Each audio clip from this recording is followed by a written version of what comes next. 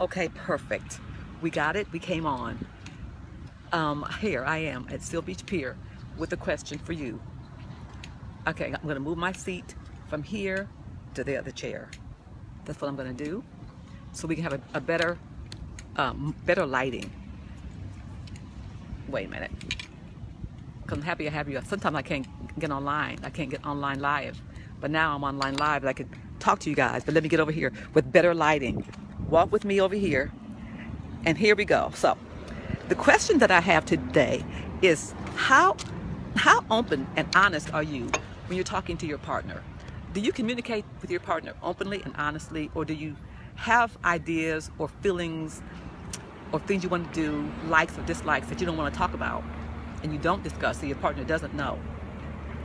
And if that's the case, ask yourself why you don't discuss those things with your partner.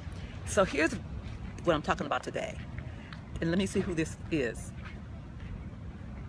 Charles. Hey Charles. Hey Lisa. Here's what it is. About in 2013, I think around then, I wrote a little 48-page book called The Honey Jar. But I wrote that book because I had a client that came in to see me, and her husband at the time was in the military. He'd been deployed for years. So they had these two separate lives. He lived, you know, in a battle wherever the war was, and she was here in the South Bay, where I was at the time. And so when she came to see me, she was devastated. And I didn't know what was wrong. So we talked about what happened, and she found out her husband got deployed. So he's back home, and things were totally different in her life because he hadn't been there. And they had the whole routine. Long story short, he came home from the deployment, from the Army. He was home for good. And so their whole lives were going to be upside down. But in that transition, she found out that he had a mistress in the military. And she found a letter, and they were going to be together, all that in this letter. So her life was just crazy, right? But with time, so I worked with her, but never her husband, worked with her to get her self-esteem up, her strength up. And one day she came to my office, because when she would come to see me, she would be like, she looked disheveled. Her hair wasn't combed. She just was depressed.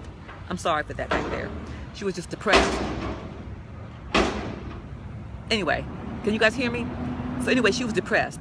But one day, she didn't come for 3 weeks. She didn't show up. So I thought I lost her. And she came to my office one day, right when I was going to put her file away. She came to my office, and she was beautiful. Her hair was coiffed. Her clothes were nice. Everything was good about her. And so I go, wow, you're in the honey jar, aren't you? She goes, yes. But that's what happened. That's how the name of the book came about. But when we talked about what she should do about this whole thing, about what the other woman was going to happen, she didn't talk about it, which is why she got in the honey jar.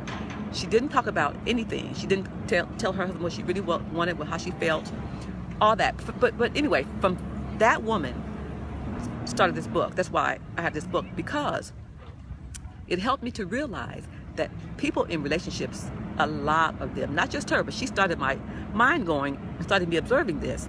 People in relationships, a lot of them do not talk authentically, openly, and honestly.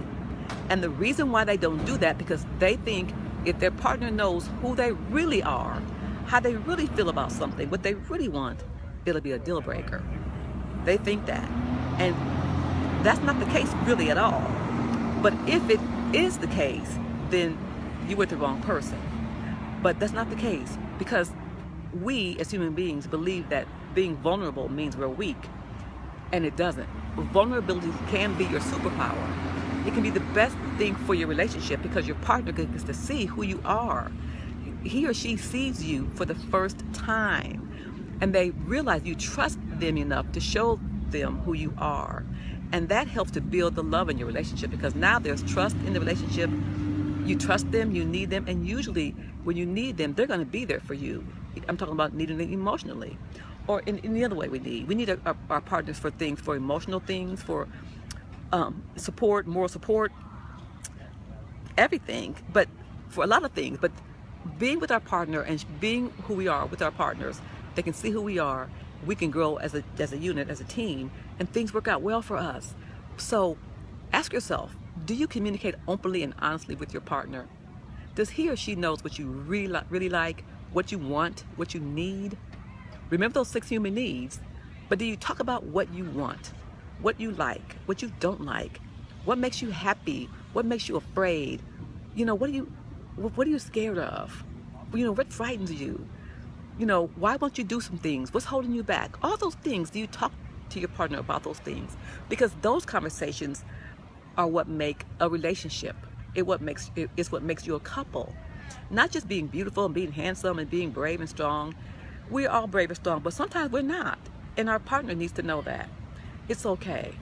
And when you don't reveal yourself to your partner, that's because you think you're not enough. You think you're not worthy. And whether you believe that, you don't think that or not, you think that. If you don't discuss or reveal yourself to your partner wholeheartedly, then you don't think you're enough. You don't. And there are ways you can learn to be enough, because you are. But the simplest way to understand and start learning and start believing you're enough is to say it. Write it on your bathroom mirror. Write it in your car. Write it on the palm of your hand. But write it. I am enough. I am worthy. See it and say it on a daily basis, and it's going to get to your unconscious mind, and you're going to know that you are worthy, that you are enough. Because when we're insecure and don't feel enough, we are not ourselves in the relationship. So who the person's dating or who they've married is not really who they've married. It's that part of you who's afraid and not willing to be yourself. So this morning, I just want to say, be yourself. Be open. Be honest in the relationship. Because 50% of marriages, a little bit or more, end because couples cannot communicate. There's a communication breakdown because people are afraid to talk about who they are. If you don't like, and then also sometimes your partner doesn't want to hear it either, because we're afraid to be different, and we are. Our difference brings what do you call it? Like, that makes the roux of the gumbo. And the gumbo, now this is somewhere else. This is good though. In gumbo, they make a roux, and then they put all the seafood, everything in it. But then everything in it makes that roux too. So if you have if you make stew, first you have the water for the stew. You put all the veggies in, but in the seasoning. But then when the stew's done, there's a little gravy. The difference is in all of us have made that gravy. Sorry, that's a helicopter. I can't do anything about it. But the differences in who we are make the gravy, and it always tastes really, really good. So our differences make us who we are, make us unique, helps the relationship. So just be okay with being yourself. Love who you are. Who do I see here? We have Taltha, somebody else. Let me see. Who's here today? Hi, Taltha. Am I saying it right? Hi, Shirley. Hi. Oh, hey, Chrissy Snow. Thank you. Hi. Who else? Hi, Cecilia. Hi. Oh yeah, Chrissy. Alexandra's. Yeah, you guys. I want you guys to really. Hi, Jairus. I don't know who that is. Lisa, Charles. I want you guys to really ask yourself: do you really communicate openly to your partner? And if you don't, just ask yourself this, because you can't tell me. You can, but you don't. If you could post it after I go off, post it or message me with your answer. Do you communicate with your partner openly? If you don't, why not? If you don't tell me, ask yourself. And if you, whatever, and don't come up with an excuse. Do you know that you're enough just the way you are? You're not perfect yet. Nobody is. I think if you're perfect, then you're done. You're on to the next adventure, right? So we're all here to learn and grow. And you have someone that you're learning and growing with. Don't hold yourself back. Be who you are, because you can grow like that and be a better part of who you are. So that's what I want to talk to you guys about today. I hope this helped you think about something about. Look, now it's getting like foggy right now. When I first got here, I'm in Seal Beach. It was bright sunshine, and the fog just laid over a blanket over a little one. Anyway, so you guys, how are you this morning? It's Tuesday morning. Hope your week is going well. My week is going well because I'm here. Then I'm going to work out. Then I'm going to go to my home office and do some work. But I want to check in and say hey. And also, one more thing. I'm thinking about doing a small little class on relationships, communication, listening without overreacting, how to shut down your ego, because other things are getting in the way of relationships. Teach you guys how to have control of your own life and how to eradicate those things, or how to at least control those things, because you can. You do have the power.